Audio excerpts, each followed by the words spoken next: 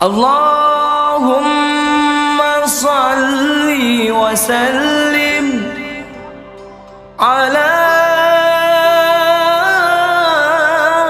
sayyidina Muhammadin. Bismillahirrahmanirrahim. Assalamualaikum warahmatullahi wabarakatuh.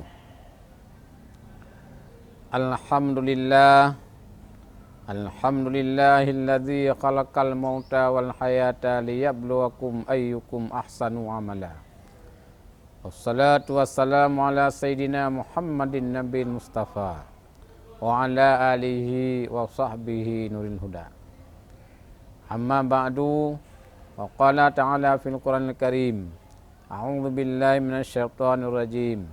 Bismillahirrahmanirrahim. Kullu nafsin dha'iqatul maut. Shadaqallahul azim. Pemirsa yang berbahagia, marilah pertama-tama kita panjatkan puji beserta puja memandumu ke Allah Ta'ala. Allah yang pejut langit dengan bumi serta getanya dan manusia.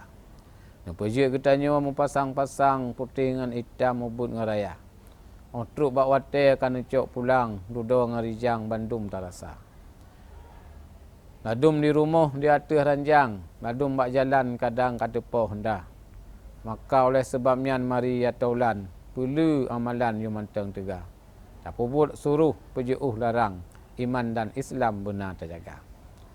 Berikutnya selawat beriring salam. Mari sama-sama kita sampaikan karibaan besar Muhammad sallallahu alaihi wasallam, rahmatan lil alamin, penutup segala nabi dan penutup segala rasul. Rahmat dan sejahtera kepada keluarganya dan sahabatnya sekalian. Pemirsa yang budiman, pada kesempatan ini tema ceramah kita yaitu hidup di dunia hanya sementara. Sebagaimana firman Allah yang telah kami bacakan tadi, kullu nafsin dha'iqatul maut. Artinya tiap-tiap yang bernyawa akan merasakan mati. Kalau menurut bahasa saya harus tahudib, wajib dah mati. Awai dengan akhi mandum tarasa. Hudib dalam dunia hanya siat, hudib akhirat yang kekal baka. Maka oleh sebabnya herakan sahabat, perlu ibadat yang manteng tegah. Yang katruk wate bedah jak salat, baik pegot batat sampuan Tuhan. Mita masjid, nasah musalla yang nak berjamaah. Mudah-mudahan Allah akan tamah-tamah ganda pahala. Kematian adalah merupakan suatu proses perpindahan hidup dari satu alam ke alam yang lain. Yang pertama dari alam dunia kepada alam barzah. Dan alam barzah akan merupakan gerbang untuk menuju kehidupan akhirat. Pemirsa yang berbahagia, kalau kita sudah yakin bahawa di alam kubur ataupun di alam barzah kita juga dalam keadaan posisi hidup walaupun tidak sama dengan keadaan kehidupan dunia yang dalam bentuk adanya wujud ataupun fisik. Karena di alam barzah itu juga akan kita rasakan apakah itu nikmat-nikmat kubur ataupun sebaliknya adab-adab kubur. Ini sangat tergantung kepada amal ibadah kita, amal kebaikan kita selama kita diberi kesempatan hidup di muka bumi ini.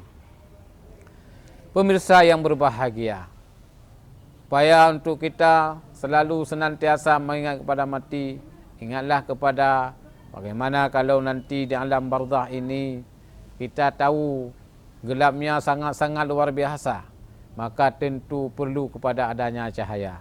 Maka untuk adanya cahaya selama kita masih hidup, perbanyakkanlah, yaitu membaca Al-Quran, membaca selawat kepada Rasulullah dan banyak ibadah-ibadah yang lain, apakah zikir dan sebagainya.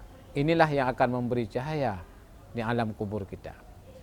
Kemudian juga di alam barzah, kita tahu bahawa di situ sendirian. Kita perlu kepada adanya teman.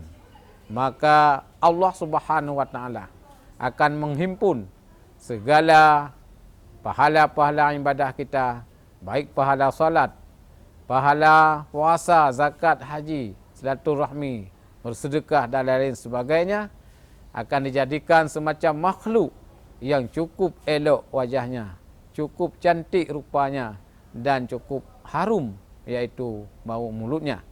Maka itulah teman yang kita bercanda ria, sehingga kita tidak merasa sepi dan kita tidak terasa begitu lama di alam barzah ketika nanti sudah datangnya hari bangkit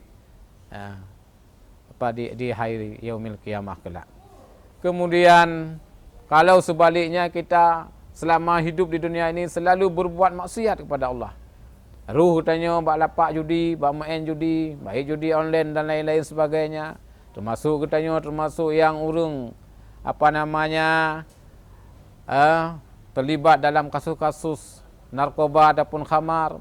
Kemudian juga maksiat-maksiat yang lain, zina, perampokan, pencurian dan sebagainya.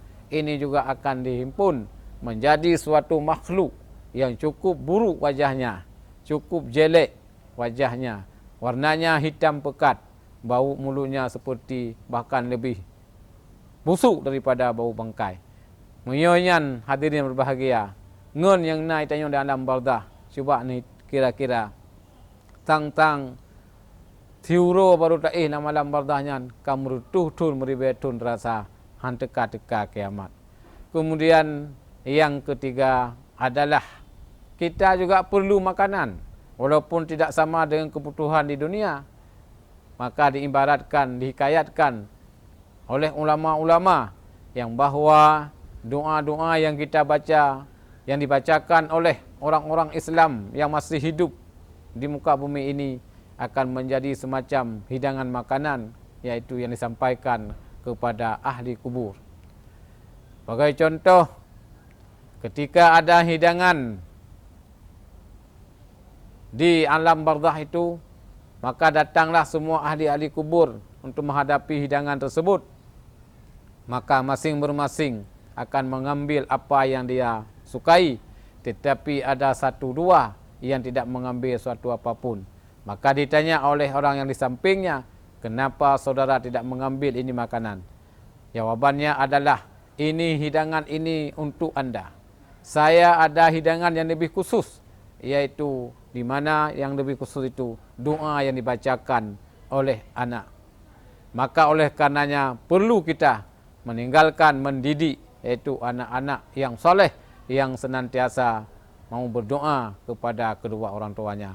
Karena kebaikan dilakukan oleh anak yang masih hidup, walaupun tidak ada niat untuk sampai kepada orang tua, maka pahalanya tetap mengalir kepada kedua orang tua. Pemirsa yang berbahagia, maka dalam hidup ini, kalau kita punya anak, marilah kita didik anak-anak kita. Kita ajarkan dengan pengetahuan-pengetahuan agama yang mereka tahu bagaimana nanti mereka maulah membaca doa-doa sebagaimana Rabbighfirli dzunubi wali walidayya warhamhuma kama rabbayani saghira. Barangkali inilah pemirsa yang dapat kami sampaikan juga pada kesempatan yang sangat singkat ini. Mudah-mudahan ada manfaatnya. Amin ya rabbal alamin. Saya akhiri billahi taufik wa hidayah. Assalamualaikum warahmatullahi wabarakatuh.